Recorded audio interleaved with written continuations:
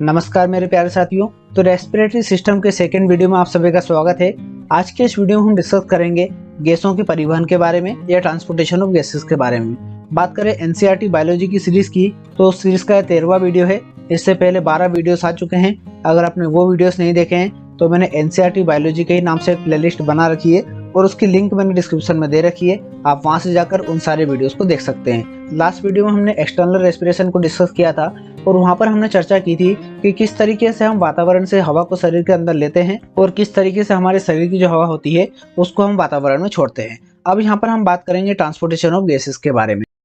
सबसे पहले हम बात करें इंट्रोडक्शन की कि आखिर हमारी जो ह्यूमन बॉडी होती है उसमें ट्रांसपोर्टेशन ऑफ गैसेस का मतलब होता क्या है। तो लास्ट वीडियो में हमने डिस्कस किया था कि बाहर से जो हम हवा लेते हैं वो हमारे फेफड़ों में जो एल्वलाई होती है वहां पर ये पहुंच जाती है और एल्वलाई में ही क्या होता है, यहाँ पर ही गैसों का एक्सचेंज हो जाता है कि यहाँ पर जो बाहर से ऑक्सीजन आती है वो हमारी ब्लड कैपिलरीज में पहुंच जाती है, जो यहाँ पर ब्लड होता है उसमें मिल जाती है, और जो ब्लड कैपिलरीज में कार्बन डाइऑक्साइड होती है जो हमारी कोशिकाओं से यहाँ पर आती है वो हमारी एल्वलाई में पहुंच जाती है। तो ये जो ऑक्सीजन और कार्बन डाइऑक्साइड हमारे ब्लड में होती है, ये किस तरीके से जो ऑक्सीजन हमारे फेफड़ों से हमारी कोशिकाओं तक पहुंचती है और किस तरीके से जो कार्बन डाइऑक्साइड होती है ये हमारी कोशिकाओं से हमारे फेफड़ों तक पहुंचती है, इसी जो प्रोसेस होती है इसी को हम बोलते हैं ट्रांसपोर्टेशन ऑफ गैसेस या फिर गैसों का परिवहन। मतलब ऑक्सीजन और कार्बन डाइऑक्साइड का हमारे फेफड़ों से हमारी कोशिकाओं तक आना जाना, यही होता है ट्रांसपोर्टेशन ऑफ गैसेस। तो इसमें हमें दो गैसों का ट्रांसपोर्टेशन देखने को मिलता है, एक होता है ट्रांसपोर्टेशन ऑफ ऑक्सीजन और एक होता है ट्रांसपोर्टेशन ऑफ कार्बन डाइऑक्साइड। चलिए इन दोनों गैसों के ट्रांसपोर्टेशन को हम समझते हैं। सबसे पहले हम बात करें ऑक्सीजन के परिवहन की, तो ऑक्सीजन का जो ट्रांसपोर्टेशन होता है इसका मेजर पार्ट लगभग 98.5% पार्ट हमें हीमोग्लोबिन की सहायता से ट्रांसपोर्ट देखने को मिलता है।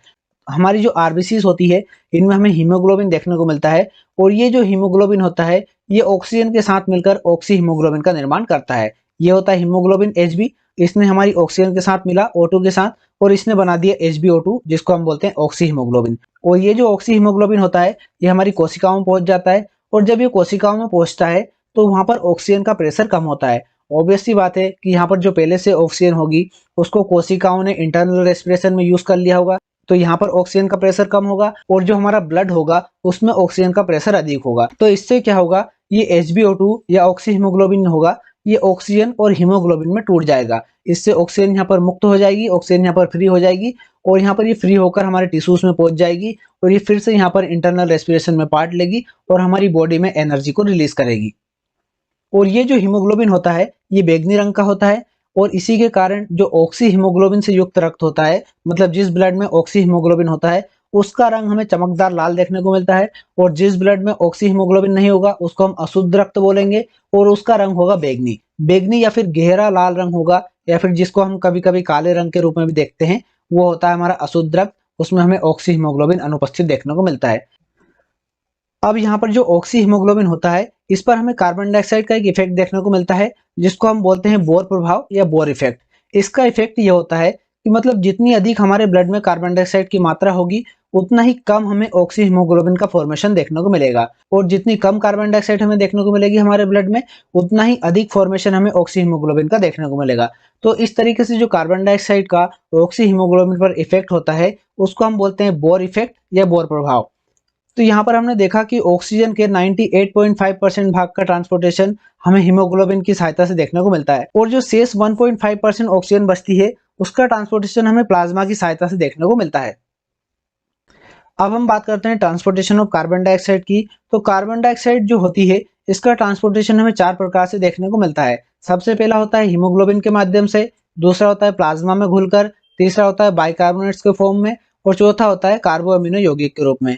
ये चारों के चारों जो नाम है ना, ये नाम ही काफी महत्वपूर्ण है, ठीक है। इन नामों से ही कई बार परीक्षाओं में प्रश्न आता है कि जो कार्बन डाइऑक्साइड का ट्रांसपोर्टेशन होता है वो इनमें से किस प्रकार से नहीं होता है। तो इन नामों को भी आप थोड़ा सा पढ़ लें, एक दो बार इनको थोड़ा सा पढ़ लें ताकि आपके माइंड में ये नाम कम से कम बैठ जाए। तो अब सबसे पहले बात करें हीमोग्लोबिन के रूप में। तो ऑक्सीजन के मामले में हमने देखा था कि लगभग 98.5% भाग का यहाँ पर ट्रांसपोर्टेशन कर रहा था हीमोग्लोबिन, बट कार्बन डाइऑक्साइड के मामले में ये बहुत ही कम, लगभग 10 से 20% कार्बन डाइऑक्साइड का ट्रांसपोर्टेशन करता है। इसका कारण ये है कि जो कार्बन डाइऑक्साइड होती है ये हमारे जल में काफी घुलनशील होती है, इस कारण जो जल के अलग अलग रूप होते हैं उनमें मिलकर यहाँ पर ट्रांसपोर्ट होती है। बात करें दूसरे प्रकार की, प्लाज्मा में घुलकर। हमारा जो प्लाज्मा होता है इसका लगभग 65% भाग क्या होता है, जल होता है।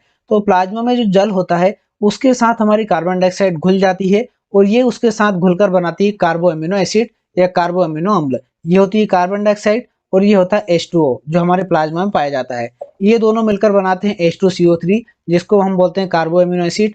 और कार्बो अमीनो एसिड के रूप में लगभग 7% कार्बन डाइऑक्साइड का ट्रांसपोर्टेशन होता है, मतलब बहुत ही कम भाग हमें कार्बोनिक एसिड के रूप में ट्रांसपोर्ट देखने को मिलता है। अब हम बात करते हैं तीसरे प्रकार की। तो तीसरा प्रकार है बाइकार्बोनेट्स के रूप में। तो लास्ट टाइप में हमने देखा था कि कार्बो अमीनो एसिड जो होते हैं H2CO3 उसके फॉर्म में हमें कार्बन डाइऑक्साइड का ट्रांसपोर्टेशन देखने को मिलता है। वही जो कार्बो अमीनो एसिड होते हैं उसी का कुछ पार्ट यहाँ पर टूट जाता है और यहाँ पर उससे हाइड्रोजन अलग निकल जाती है और बाइकार्बोनेट्स अलग निकल जाते हैं। और फिर ये जो बाइकार्बोनेट्स होते हैं HCO3 ये हमारे जो प्लाज्मा में सोडियम लवण होते हैं और जो पोटेशियम लवण होते हैं उनके साथ मिलकर ये सोडियम बाइकार्बोनेट और पोटेशियम बाइकार्बोनेट का निर्माण करते हैं। और हमारा जो कार्बन डाइऑक्साइड का ट्रांसपोर्टेशन होता है उसका सबसे ज्यादा भाग लगभग 70% भाग हमें बाइकार्बोनेट्स के फॉर्म में देखने को मिलता है। तो काफी महत्वपूर्ण पॉइंट है, आपको ध्यान रखना है। सबसे ज्यादा अगर कार्बन डाइऑक्साइड का ट्रांसपोर्टेशन पूछते हैं किस फॉर्म में होता है तो वहां पर आपको आंसर लगाना है बाइकार्बोनेट्स के फॉर्म में। अब हम बात करते हैं चौथे प्रकार की। तो चौथा प्रकार है कार्बो अमीनो यौगिक के रूप में। तो जो हमारा पूरा कार्बन डाइऑक्साइड का ट्रांसपोर्टेशन होता है उसका लगभग 23 से 25% भाग हमें कार्बो अमीनो यौगिक के रूप में ट्रांसपोर्ट देखने को मिलता है।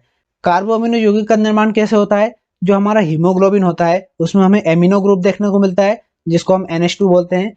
ये जो एमिनो ग्रुप होता है इसके साथ हमारी कार्बन डाइऑक्साइड रिएक्शन करती है और ये बनाती है यहाँ पर कार्बो अमीनो हीमोग्लोबिन। किस तरीके से बनाती है, ये हमारा एमिनो ग्रुप जो हमें हीमोग्लोबिन में देखने को मिलता है HbNH2 और ये हमारी कार्बन डाइऑक्साइड, ये दोनों यहाँ पर रिएक्शन करते हैं और ये बनाते हैं HbNH3OOH जिसको हम बोलते हैं कार्बो अमीनो यौगिक।